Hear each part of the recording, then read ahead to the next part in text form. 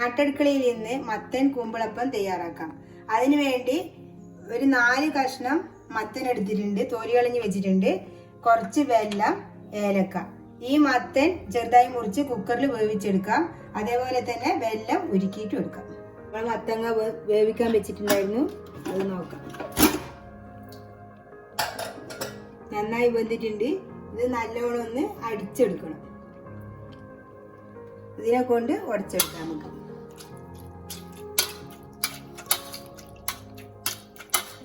ഇത് നല്ലോണം ഉടച്ചെടുത്തിട്ടുണ്ട്. ഇനി ഒരു പാത്രത്തിലേക്ക് മാറ്റി കൊടുക്കാം.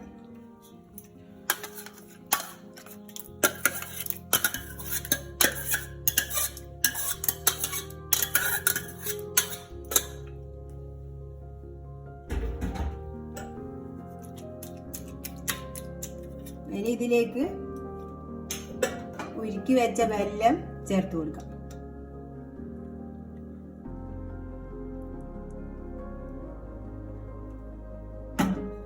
ഇനി ഇതിലേക്ക് ആവശ്യത്തിന് ഉപ്പ് ചേർത്ത് കൊടുക്കാം. മധുരം ബാലൻസ് ചെയ്യാൻ വേണ്ടി കുറച്ച് ഉപ്പ്.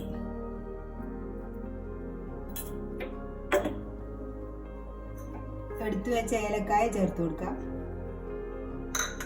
ഇനി ഇതിലേക്ക് ചേർക്കുന്നത്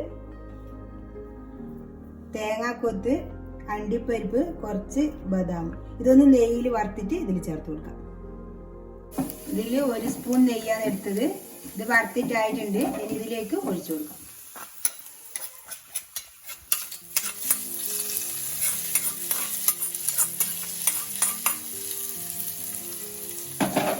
ഇനി ഇതിലേക്ക് അരിപ്പൊടി ചേർത്ത് കൊടുക്കാം.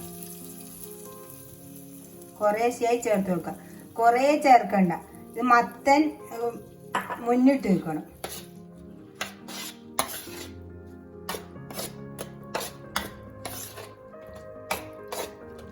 ഇത് ഏത് അരിപ്പൊടിയായാലും പ്രശ്നമില്ല. ഇത് അപ്പത്തിന്റെ പൊടിയാണ്. പുട്ടിന്റെ പൊടിയായാലും കുഴപ്പമില്ല.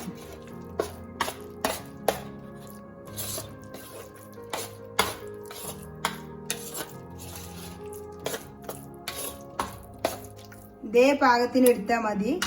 ഇത്ര അരിപ്പൊടി ബാക്കിയുണ്ട് 1 കപ്പ് അരിപ്പൊടിയിൽ. ഇനി ഇത് നമുക്ക് ഒരു പ്ലാവിൻ്റെ ഇലയാണ് ഞാൻ എടുത്തിരിക്കുന്നത്. ഇത് കൂമ്പിളാക്കിയിട്ട് ഇതിലേക്ക് ഒഴിച്ചു കൊടുക്കണം. ഇത് കൂമ്പിളാക്കുന്ന ഇതേപോലെ ഇങ്ങനെ മടക്കി കൊടുത്താൽ മതി. ഇതേപോലെ മടക്കിയിട്ട് വീണ്ടും ഇതേപോലെ ഇങ്ങനെ ആയിക്കൊടുത്താൽ മതി. ഇത് കുറച്ച് ഇങ്ങോട്ട് കടത്തിയിട്ട് ഇതേപോലെ വരണം. ഇതേപോലെ മടക്കി ഇതിലേക്ക് ഈർക്കിളി കുത്തി കൊടുത്താൽ മതി.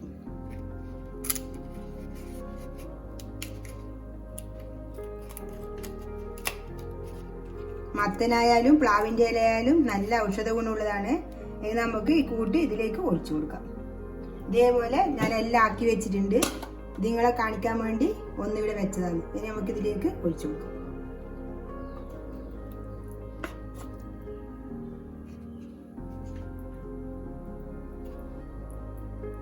ഇതേപോലെ ഒഴിച്ചു കൊടുത്താൽ മതി.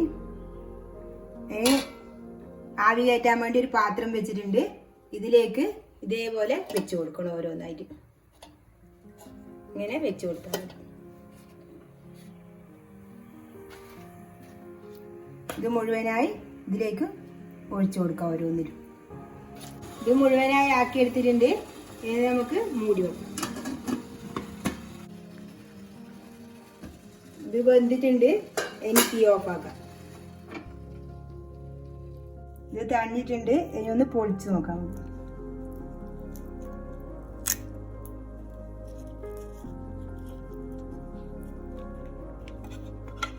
നല്ല സ്പോഞ്ച് പോലെ ഉണ്ട്. ഇത് നല്ല രുചിയാണ് കഴിക്കാൻ. ഇതെല്ലാവരും ഉണ്ടാക്കി വെക്കണം. എൻ്റെ വീഡിയോ ഇഷ്ടപ്പെട്ടെങ്കിൽ ലൈക്ക് ചെയ്യാനും ഷെയർ ചെയ്യാനും സബ്സ്ക്രൈബ് ചെയ്യാനും മറക്കരുത്.